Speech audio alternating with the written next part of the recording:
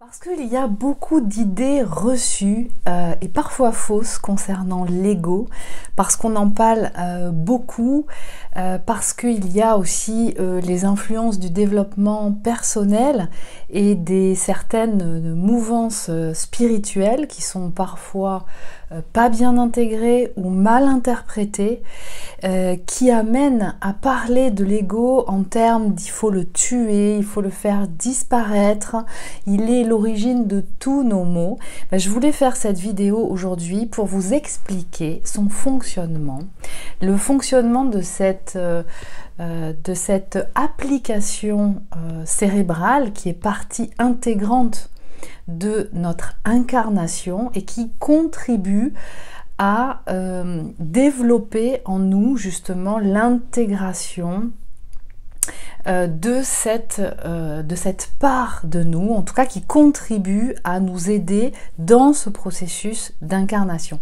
Donc on va voir aujourd'hui comment il fonctionne, qu'est-ce qu'il apporte, à quelle étape il apporte ces choses et qu'est-ce qu'il peut aussi être réalisé pour non pas le tuer, non pas le faire disparaître, mais bien plutôt le pacifier. Parce qu'à mon sens, c'est plutôt de ça dont il s'agit, pour en faire un allié. Parce que si cette fonctionnalité cérébrale intrinsèque, comme un programme, une intelligence intégrée à notre système d'exploitation, existe, c'est bien pour quelque chose et que en même temps il est possible d'opérer à des ajustements pour qu'il contribue de jouer son rôle, et quel rôle nous allons le voir, de façon à accompagner ce processus d'évolution qui fait partie intrinsèque de l'être et de toute âme qui vient s'incarner. On ne peut pas parler de l'ego sans aborder le processus d'individuation qui est le processus de manifestation humaine nécessaire à l'incarnation. L'ego, il va participer à la construction de l'individu qui va naître concomitamment à l'incarnation. Il contribue au processus d'individuation. C'est un concept clé de la psychologie analytique qui a été développé par le psychiatre suisse Carl Gustav Jung. Ce processus qui est archétypique représente la phase de création et de distinction de l'individu qui permet l'apparition lente d'une personnalité, d'une manifestation humaine, donc qui contribue à cette incarnation, de plus en plus accomplie, qui n'est ni bloquée par le côté social et les masques qui l'obligent à porter pour se fondre dans la masse, ni bloquée par le côté de l'ombre contenue dans l'inconscient et qui peut la pousser, cette personnalité, à l'action destructrice de l'autre. Donc l'individuation, c'est bien différent de l'individualisation. L'individuation est la formation toujours inachevée de l'individu, toujours lié à d'autres individus, toujours social, de même que psychique. Alors que l'individualisation, c'est important de faire le distinguo, est plutôt une désindividuation. Vous le comprenez bien. Ainsi, lorsque l'individu parvient à se souvenir de lui-même, à établir une différence entre lui-même et le déchaînement de passion que génèrent les émotions qui le traversent, il découvre alors le soi. Il commence à s'individuer. Donc ce processus requiert que l'ego, à ce moment-là, pour ce faire, cesse sa domination sur le reste de la psyché. La psyché, c'est la représentation en psychologie psychanalytique de l'intégralité des manifestations conscientes et inconscientes de la personnalité, du personnage et de l'intellect humain, soit de l'âme. Cette personnalité n'est pas encore une manifestation de l'être authentique. de l'essence, c'est ça l'être authentique, ou de ce qu'on appelle sa manifestation divine, c'est-à-dire Elohim, mais bien un costume, un masque qui lui permet de s'intégrer à son environnement du mieux possible, pour ne pas se faire rejeter, pour ne pas se faire écarter, pour s'intégrer au maximum. Or, cette manifestation humaine a vocation à s'accomplir pleinement jusqu'à l'harmonisation de sa manifestation divine, donc Elohim, avec son expression humaine, c'est-à-dire son expression adamique, sa version adamique, incarnée dans le champ terrestre. Donc cette ultime étape correspond à la transcendance ou à la réalisation de soi. C'est ce vers quoi tend l'être qui vient s'incarner, la réalisation de soi. Et ce moment, c'est le moment de l'accomplissement de l'agenda d'âme par sa manifestation humaine, donc sa version adamique, qui correspond donc à l'alignement entre l'âme et sa version humaine, sa version adamique. Le processus donc d'individuation, il passe par 4 étapes qui vont mener à cette dernière, c'est-à-dire la réalisation de soi, la transcendance. Et ces étapes par lesquelles il passe, c'est la survie, la différenciation, la construction et l'harmonie. Et donc, dès la naissance, l'enfant humain est mu par un certain nombre de programmes qui sont destinés à maintenir sa survie dans un environnement incertain.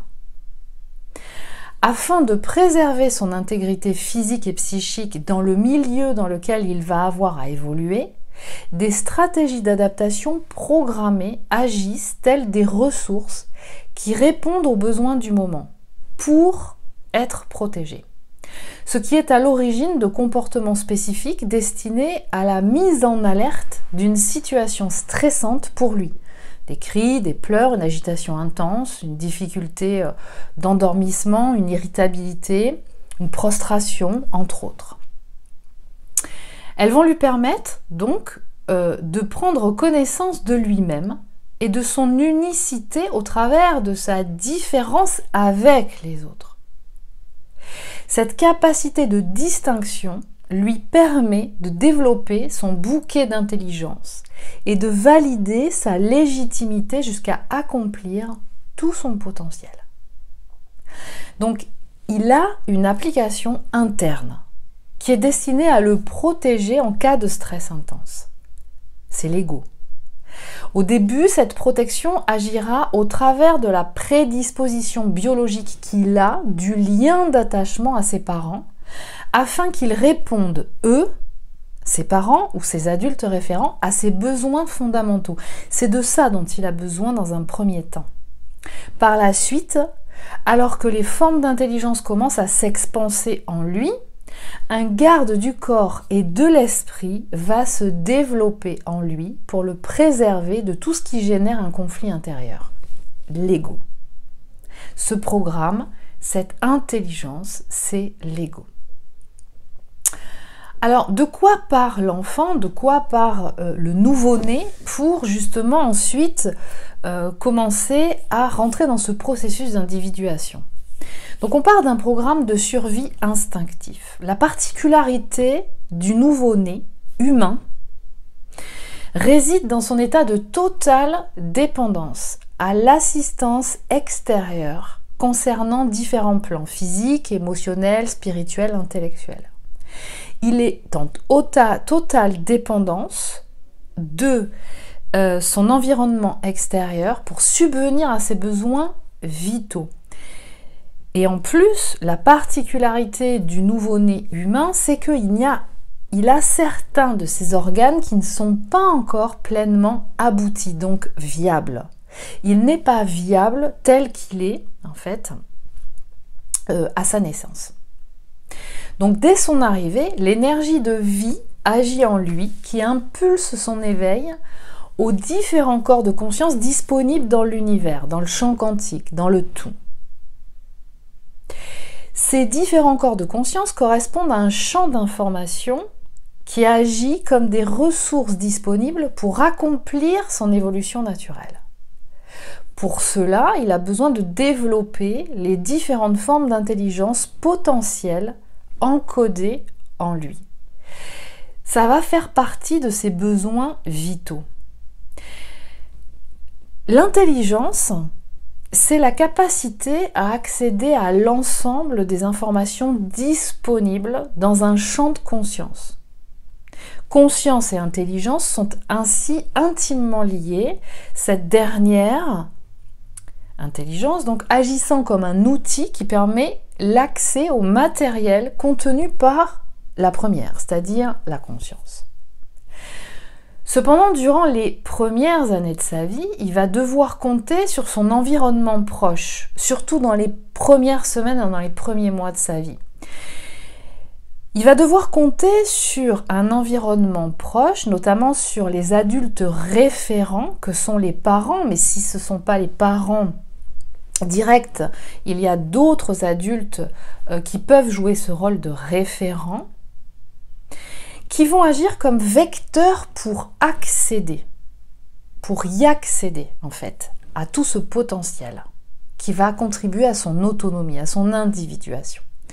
Il va donc être amené à s'adapter à ces palliatifs en attendant que sont ses adultes référents ou ses parents pour accéder à sa propre autonomie, ou en tout cas pour accéder avant d'accéder à sa propre autonomie et donc pour accéder à ses besoins vitaux. Le programme de l'instinct de survie est pleinement actif à cette étape de la vie. L'objectif de ce dernier est d'assurer les besoins vitaux du jeune enfant. L'assurance d'une bonne santé physique, garante de son développement corporel, en fait partie. Son véhicule terrestre est essentiel pour accomplir tout ce qu'il a à accomplir dans cette incarnation. Donc ça passe par une alimentation suffisamment nutritive et variée, une bonne hydratation, le maintien d'une hygiène correcte pour éviter des problèmes de santé, des infections, le respect des temps de repos de qualité qui permettent aussi sa croissance, le développement de ses organes, les sollicitations de sa motricité et de tous ses sens qui vont stimuler ses intelligences en potentiel en lui, le maintien d'un environnement matériel confortable. Tout ça donc fait partie de ses besoins vitaux. Or, ce processus qui permet le développement de son schéma corporel, sa conscience corporelle, donc qui va se développer à ce moment-là, est rendu possible par le programme d'attachement qui le relie à des adultes référents, donc ses parents ou autres, et qui manifeste la première expérience relationnelle de son humanité et donc au travers de ça l'expérience émotionnelle. Le lien d'attachement, c'est une prédisposition biologique qui lui garantit un environnement émotionnel bienveillant, nécessaire à l'accomplissement de ses besoins vitaux aussi et de son éveil. Lorsque l'autre est connecté à lui par un lien d'attachement stable et aimant, il pourvoira à son bien-être. C'est comme ça que ça fonctionne. Donc au départ, cet instinct de survie va être manifesté au travers de ce lien d'attachement qui va être un vecteur, un palliatif pour lui permettre d'accéder à ses besoins vitaux. Voilà le seul élément sur lequel il puisse jouer dès sa naissance. Ainsi, la stabilité d'un environnement affectif bienveillant est essentielle au maintien de son intégrité psychique.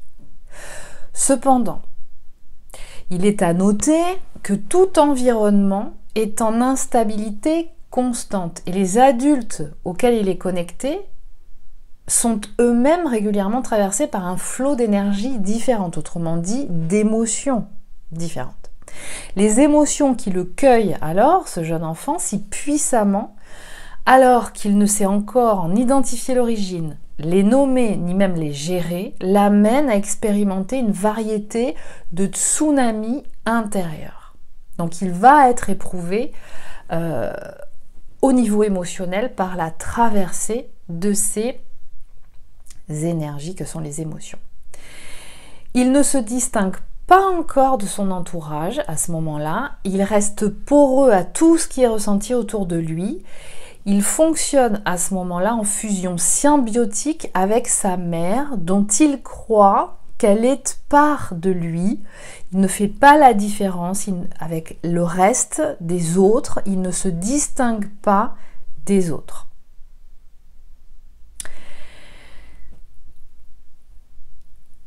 L'ego. L'ego, le garde du corps et de l'esprit. Il va commencer à intervenir à ce stade-là, au bout de quelques semaines, quelques mois. L'ego, il est prévu pour prendre le relais de ces adultes référents qui lui garantissent l'accès à ses besoins vitaux. Cette application cérébrale agit comme une intelligence intégrée en l'être à la manifestation humaine. Donc intégrée pour manifester son incarnation, sa version adamique. Donc on pourrait dire que ça sollicite et ça développe énormément toutes les intelligences plutôt neuro-gauchères, de la part consciente. Mais pour qu'il y ait une connexion justement aussi avec les intelligences neuro-droitières. Donc cette application est conçue pour le préserver de toute situation anxiogène. Donc lorsque les parents ne vont plus avoir à jouer ce rôle complètement, parce que l'objectif étant qu'ils s'autonomisent par rapport à ça, c'est l'ego qui va prendre le relais, cette intelligence. L'ego commence à se développer donc durant la phase de différenciation progressive de l'enfant d'avec son objet maternel primaire, qu'il considérait donc comme faisant partie de lui. Donc dans le processus d'individuation, il y a à un moment donné une étape de séparation qui permet de manière concomitante un premier investissement de la représentation de soi. Donc cette étape de séparation, elle se fait avec l'objet primaire avec lequel il est en symbiose, c'est souvent la mère. Mais ça peut être aussi un autre adulte référent qui va jouer ce rôle. C'est le moment où il commence à moins investir son monde interne pour se tourner vers la réalité du monde extérieur. Et c'est ça le processus d'individuation. Ça passe par la conscientisation de sa différence, et ça ne peut se faire qu'en étant en expérimentation avec les autres pour se mettre en comparaison de façon à identifier comment on est différent, à quel niveau on est différent. Et qu'en même temps, il y a tout un monde extérieur qui fonctionne selon des codifications spécifiques et qu'il est important qu'il l'intègre en lui pour pouvoir évoluer dans ce monde extérieur, avec les autres. L'application intelligente qu'est l'ego participe au processus donc d'individuation de l'être dans sa manifestation humaine, ce qui contribue à soutenir l'expression de sa volonté, à lui donner la possibilité de décider pour lui-même afin de devenir un individu différencié d'un autre, unifié et autonome. La construction de l'individuation se réalise principalement au cours des 3 premières années, mais va aussi continuer d'évoluer puisque le processus d'individuation est dans un aboutissement constant, va continuer donc d'évoluer à différents moments de sa vie. Et donc il va y avoir des étapes cruciales, ce qu'on appelle des passages, des transcendances à des étapes de vie qui vont amener à encore plus d'autonomie, de réassurance intérieure, qui vont venir asseoir et confirmer la manifestation et la caractéristique unique de l'identification, de la manifestation de l'être. L'ego agit donc comme un garde du corps et de l'esprit afin de préserver leur intégrité. Donc son rôle, c'est de mettre l'individu hors des situations identifiées comme ayant provoqué des chocs émotionnels. Donc l'ego, jusqu'à ce que l'individu soit autonome, va participer, va reprendre le rôle protecteur joué jusque-là par les adultes référents. Donc, ce qui va lui permettre de maintenir et d'accéder à ses besoins vitaux.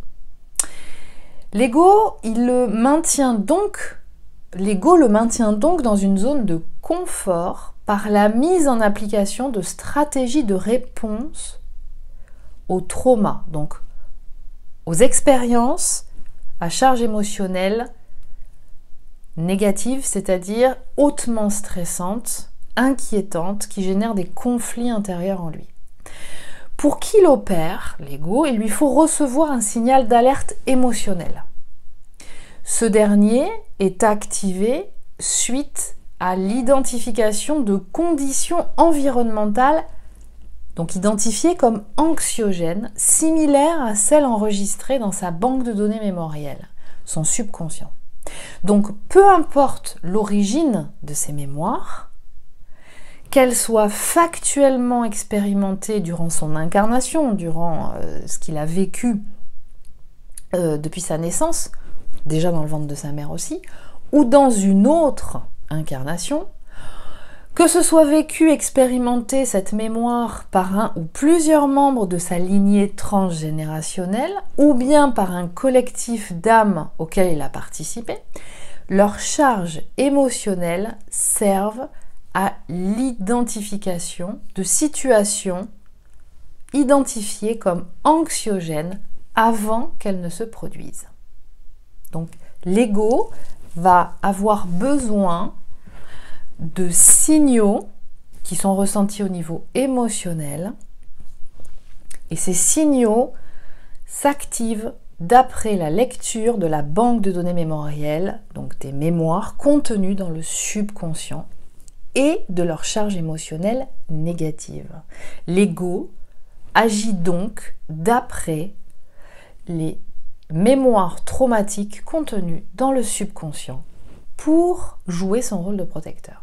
Donc l'ego agit autant, et ça c'est quelque chose de très important à retenir, dans les situations factuellement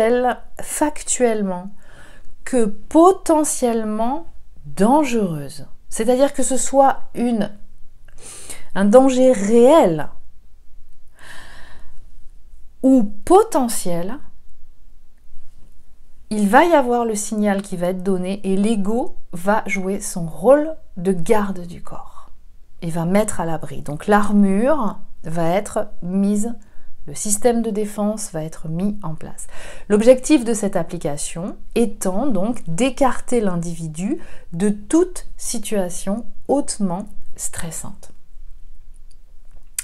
Alors les manifestations physiques indicatrices de situations anxiogènes sont des tremblements, perte de mémoire, sueur, douleur physique. Ça peut être douleur au ventre, au niveau des épaules, des trapèzes, peu importe où sont situées ces douleurs dans le corps. Ça peut être une perte de sommeil sur plusieurs nuits, une difficulté à récupérer, à l'endormissement. Et il peut y avoir aussi d'autres manifestations physiques comme le souffle coupé, une difficulté de se concentrer. Et puis il y a des manifestations émotionnelles aussi qui sont ressenties sous forme de peur, de colère, d'agressivité et aussi de passivité. Les modalités d'expression de l'ego varient d'un individu à l'autre et d'une situation à l'autre. Donc ça peut vraiment modifier, ça peut varier. Les stratégies d'adaptation qu'il pousse à mettre en place doivent être rapides et correspondent à l'adaptation du corps à une situation qui comporte un danger ou identifiée comme pouvant comporter un danger. Ce qui peut se passer, c'est que si l'enfant ou l'individu à un moment de sa vie, en fait, a été confronté à des situations qui se sont répétées, ou bien parce que tout part de là, dans la banque de données mémorielles du subconscient, est active et génère systématiquement cette mémoire qui est ravivée au cours de situations, il peut, quand la situation est similaire, se mettre en place en modalité d'expression de l'ego, une stratégie qui peut être tout le temps la même. Et à force d'être répétée, cette stratégie va finir par s'engrammer dans la personne comme une réponse systématique à toute situation anxiogène. Alors cette réponse stratégique de l'ego, elle se manifeste par 4 états lorsque un danger est identifié ou une situation comportant un danger est identifiée. À ce moment-là, l'individu va soit se mettre en fuite, soit combattre, donc devenir agressif, soit se figer, d'accord ? C'est-à-dire, il n'y a plus de possibilité à ce moment-là de ne faire quoi que ce soit, ni de fuir, ni de me défendre. Et à ce moment-là, je suis complètement tétanisée. C'est à ce moment-là que peut intervenir la dissociation, le phénomène de dissociation. Et il peut y avoir aussi la soumission. C'est-à-dire que pour pouvoir sauver ma peau, je vais rentrer dans une phase de séduction en face de la personne ou du bourreau, la personne qui joue le rôle du bourreau en face de moi, de façon à abonder en son sens et qui peut être une stratégie pour me préserver, pour préserver mon psychisme ou mon physique. Tout risque potentiel de revivre la même intensité de charge émotionnelle négative est alors écarté suite à ces 3 états. Pourtant, ce rempart invisible que crée l'ego chez l'individu va empêcher son processus d'évolution à un certain moment, tant que la banque de données mémorielle du subconscient contient trop de charges traumatiques non résolues. Donc, à cette étape, il est important de saisir que l'ego fonctionne d'après les mémoires traumatiques contenues dans la banque de données mémorielle du subconscient. Et que donc il y a quelque chose à faire à ce niveau-là. Donc l'influence du subconscient dans la manifestation de l'ego.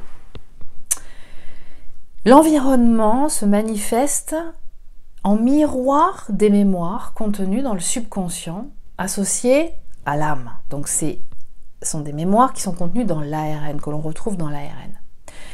Ce qui amène chaque individu à revivre régulièrement des situations qui comportent ces mêmes qualités vibratoires.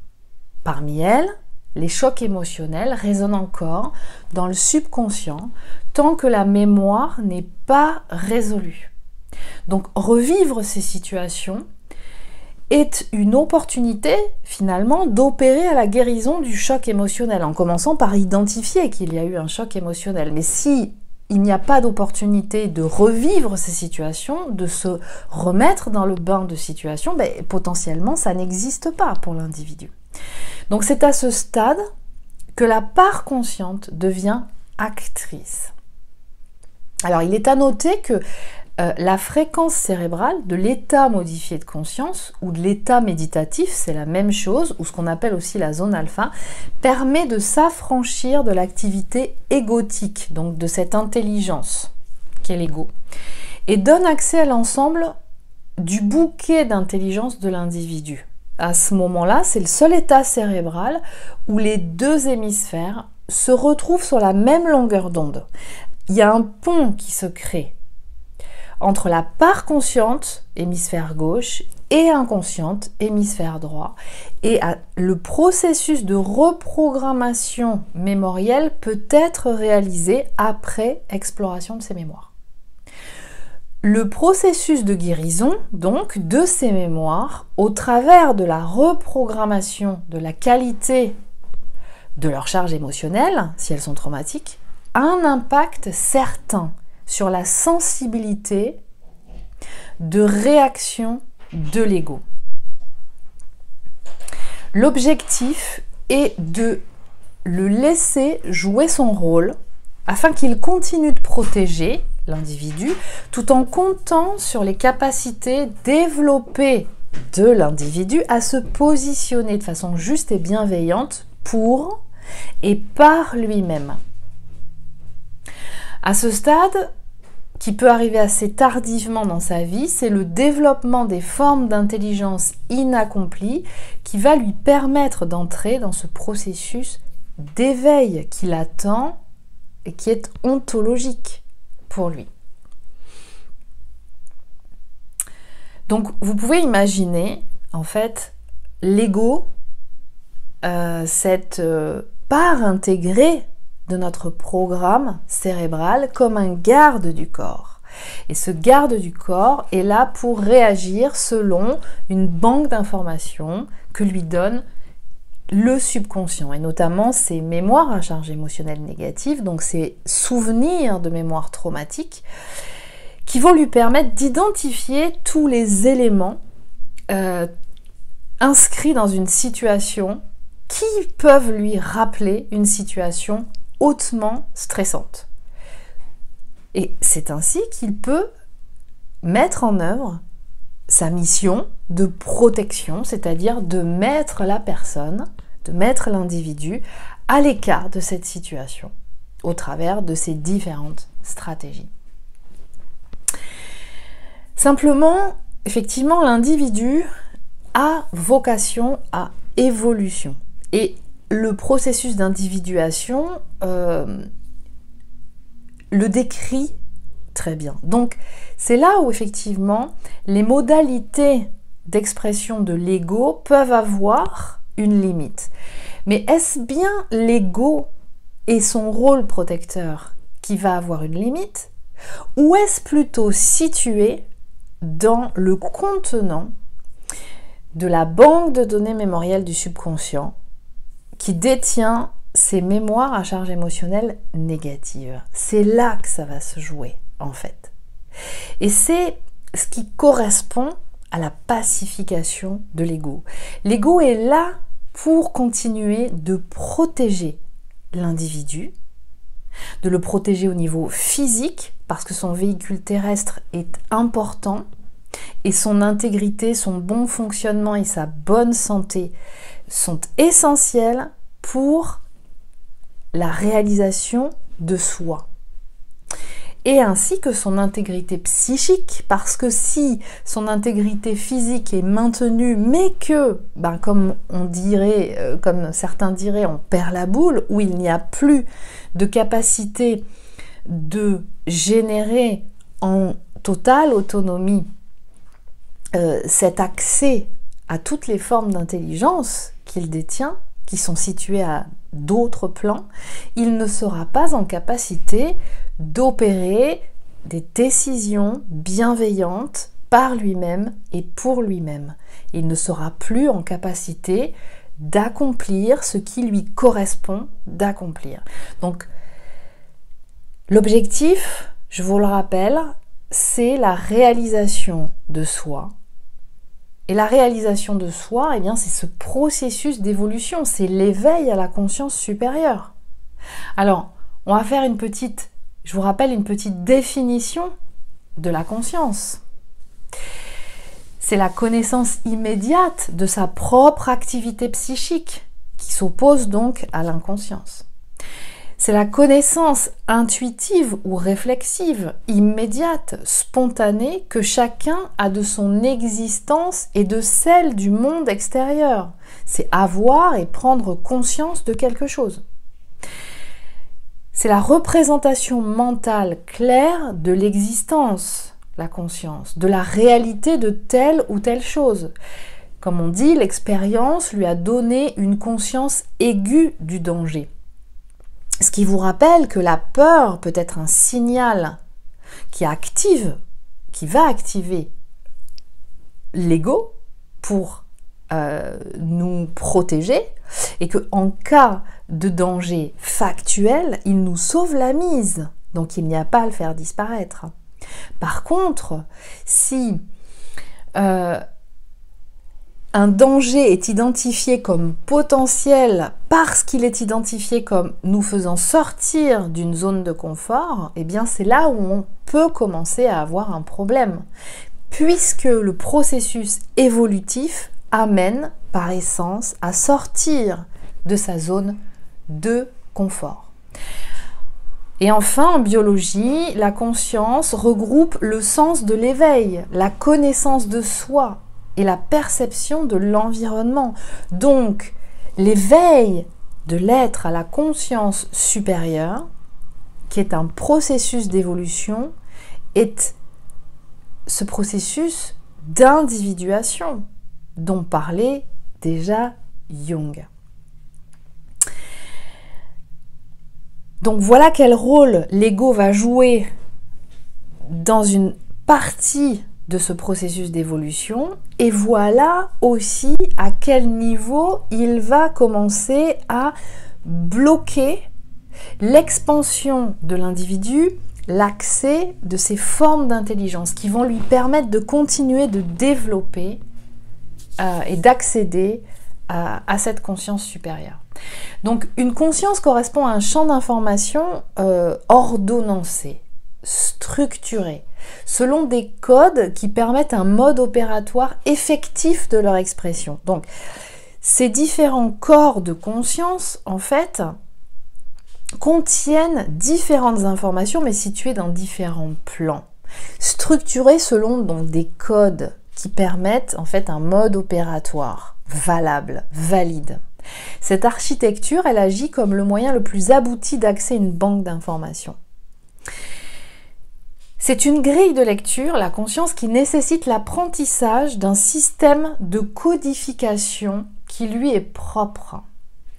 Tel l'apprentissage d'une langue étrangère ou d'un savoir-faire technique, ça implique un temps d'observation et de pratique concernant le sujet à intégrer. C'est ce qui va être demandé à l'individu à un moment donné et à toutes les étapes de sa vie, c'est-à-dire à tous les âges de sa vie, il peut avoir à le faire. La maîtrise des différents corps de conscience disponibles, donc à différents niveaux, engage systématiquement l'individu dans le processus d'apprentissage. Donc ça, c'est très important à noter. Ce qui correspond à l'activation de toutes les formes d'intelligence dont il est potentiellement détenteur. Donc, l'évolution va avec l'expansion et le développement des formes d'intelligence dont il est potentiellement détenteur.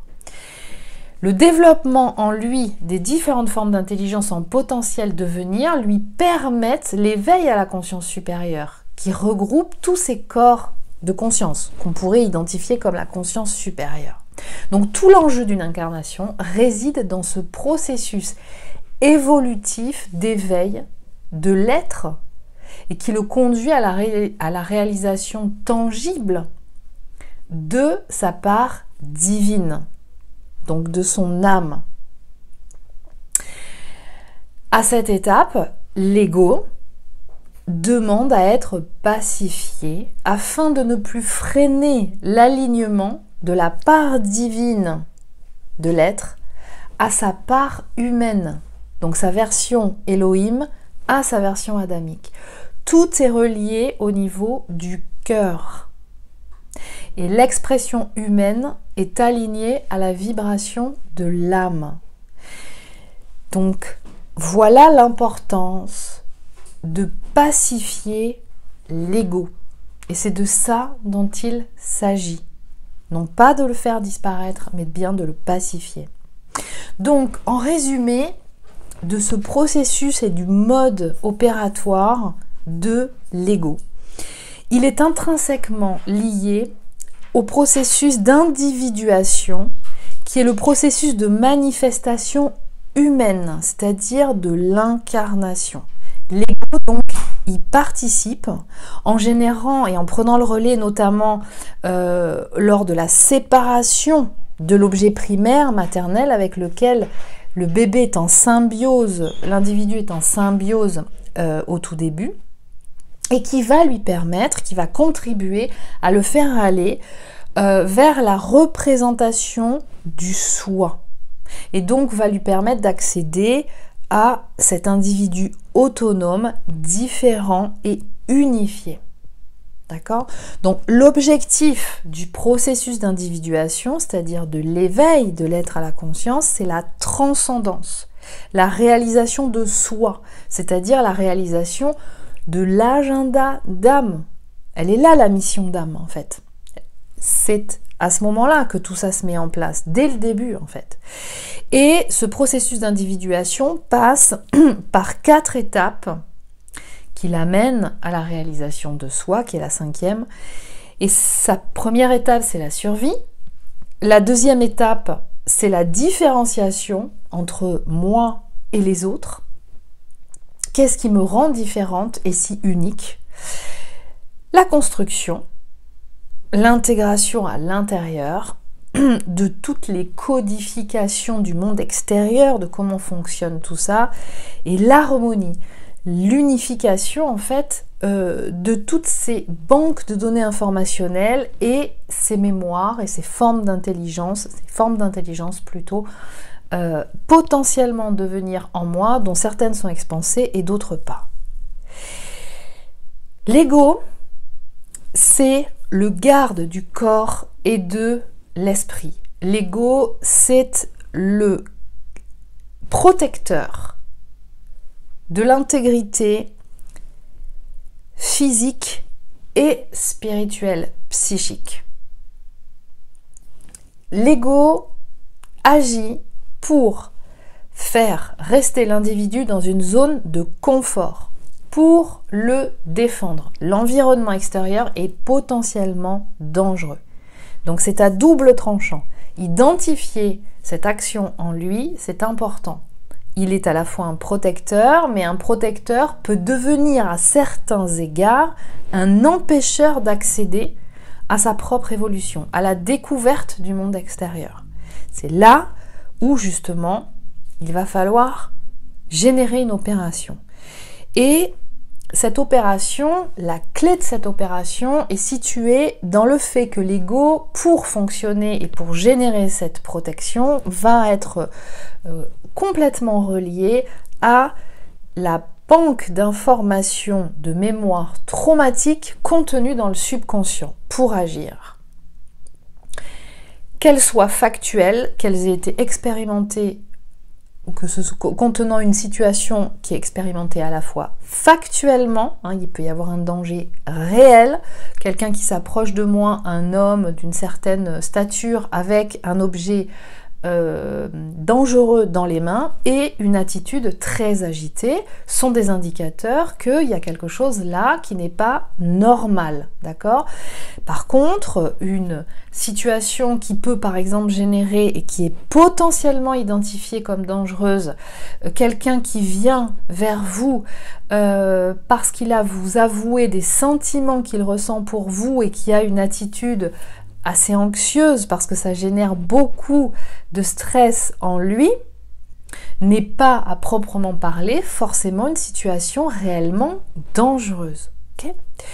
Et ensuite, eh bien, pour permettre le bon déroulement du processus évolutif de l'être, de l'éveil de votre être à la conscience supérieure, eh bien, il est important donc de guérir les traumas. Pour pacifier l'ego, donc, il est important de d'agir au niveau de cette banque de données mémorielles à charge émotionnelle traumatique située dans le subconscient. Et c'est ce qui va amener à déployer les formes d'intelligence bloquées en l'individu et donc à investir tout son potentiel. Et donc enfin, cet ego pacifié va permettre à ce moment-là la réalisation de soi, la réalisation de son agenda d'âme en fait. Et l'agenda d'âme, ça correspond à être qui il est tout simplement, sans forcément que ça passe par quelque chose qui est de l'ordre d'une action super héroïque au quotidien ou hebdomadaire. Voilà.